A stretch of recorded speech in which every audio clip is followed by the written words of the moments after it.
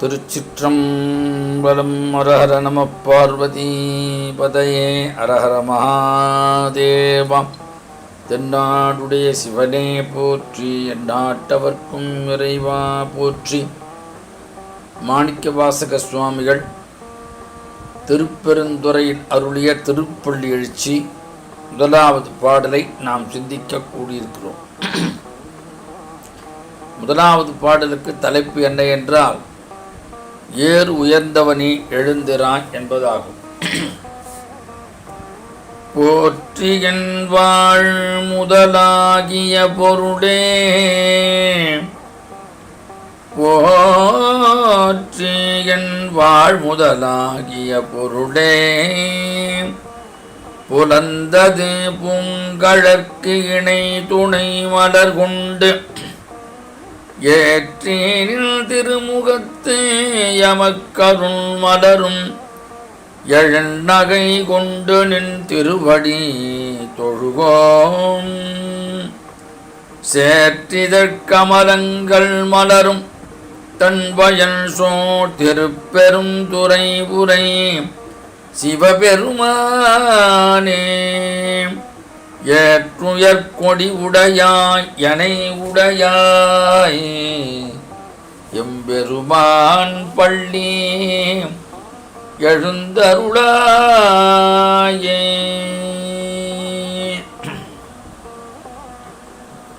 திருப்பள்ளி எழுச்சி மாணிக்கவாசகர் முதல்ல பாடிய அற்புதமான ஒரு பக்தி கிரந்தம். அதன் பிறகு வைணவத்திலே தொண்டரடிப்புடி ஆழ்வார் திருப்பள்ளி எழுச்சி பாடியிருக்கிறார். ஆக இறைவன் துயில்வதாக சொல்லுவதாக இப்பாடலின் நோக்கம் என்ன? இப்ப இறைவன் தூங்குகிறானா, அவனை நாம் எழுப்ப வேண்டுமா என்ற ஒரு கேள்வி எழுகிறது. அது எல்லாம் வல்லவனுக்கு எல்லை வகுப்பது போல் ஆகிவிடும்.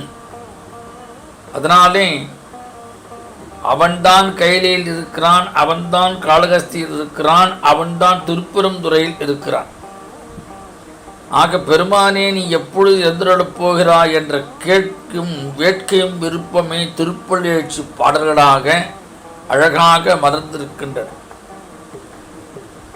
பழைய தமிழகத்திலே மன்னவர்களை காலை பொழுதில் துயிலெழுப்பதாக ஒரு துறையை பாடல்களில் அமைத்திருந்தார்கள். இதனை தொல்காப்பியர் குறிப்பிடும் பொழுது துயிலடை நிலை என்று குறித்திருக்கின்றார். இந்த துறையை பிற்காலத்தில் மணிவாசக பெருமானார் திருப்பள்ளி எழுச்சி என்ற இலக்கிய வடிவமாக பக்தி இலக்கியமாக பார்த்து உருவாக்கப்பட்டது. அது மாதிரி மாணிக்கவாசகர் சிவபெருமான் மீது திருப்பள்ளி எழுச்சி பாடினார். திருப்போரூர் சிதம்பரம் சுவாமிகள் திருப்போரூர் முருகன் மீது திருப்பள்ளி எழுச்சி பாடினார்.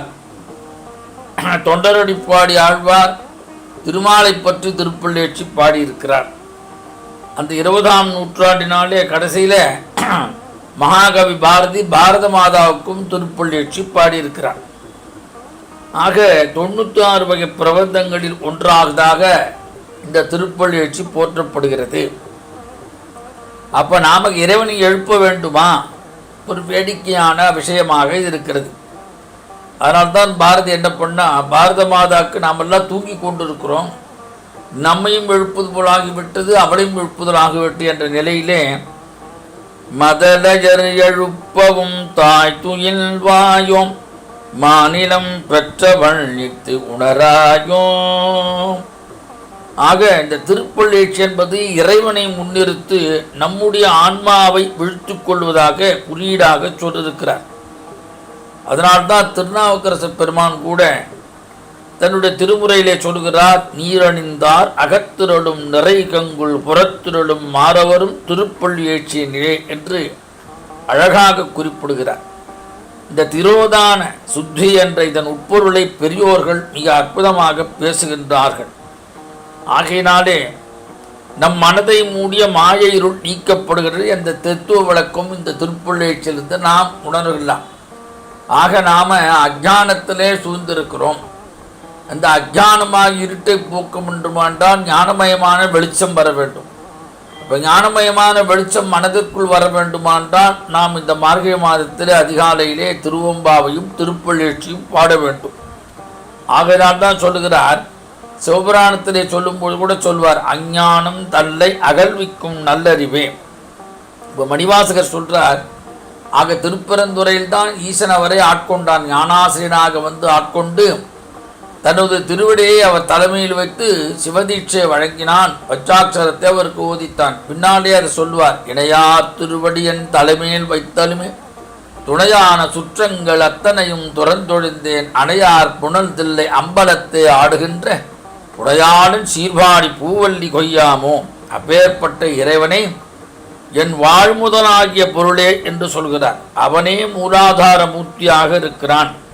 யார் என்று சொன்னால், என்னை ஆட்கொண்ட திருப்பெருந்துறை சிவனே என்று தன்னை ஆட்கொண்ட தலம் என்பதால் அந்த திருப்பெருந்துறை எம்பெருமான் தான் ஆட்கொண்டான். அதனால் என்ன சொல்ல வருகிறார், ஏற்றுயர் கொடி உடையாய் என்று சொல்கிறார். அவனை தாங்கும் வாகனமான ஆனேர் போல தன் உள்ளமும் அவனை தாங்க வேண்டும் என்பதால் எனை உடையான் என்று சொன்னார். அதாவது தன் அடிமைத்தனத்தை உணர்த்த வேண்டும் என்பதால் எம்பெருமான் என்று பெருமானை அழைக்கிறார். ஆக சிவபெருமானை சொல்கின்ற போது தன்னிகரற்ற தலைவன் அவன் என்பதால் 5 அரும் பெயர்களால் அவனை அழைக்கிறார். சேற்றிதழ் கமலங்கள் மலரும் தன்வயல் சூழ் திருப்பெருந்துறை உரை சிவபெருமானே. 5 அரும் பெயர்களால் இறைவனை அழைக்கின்றார். அந்த பெருமானுக்கு 5 முகங்கள் உண்டு. 4 திசைகளுடன் வடகிழக்கும் சேர்த்து 5 முகங்கள். அதனை தம் பாடல் உணர்த்துவோர் 5 பெயர்களை சொல்லி இப்படி மணிவாசகர் அழைக்கிறார்.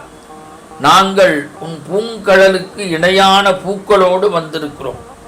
பெருமானே, உன் திருமுகமும் அம்மலர்கள் போற அருள்முகமாக மாறி பேரின்ப புன்னகையால் எழில்நகை கொண்டு எம்மை நீ ஆட்கொண்ட வேண்டும் என்று ஐயனே என்று இந்த பாடலிலே வேண்டுகிறார்.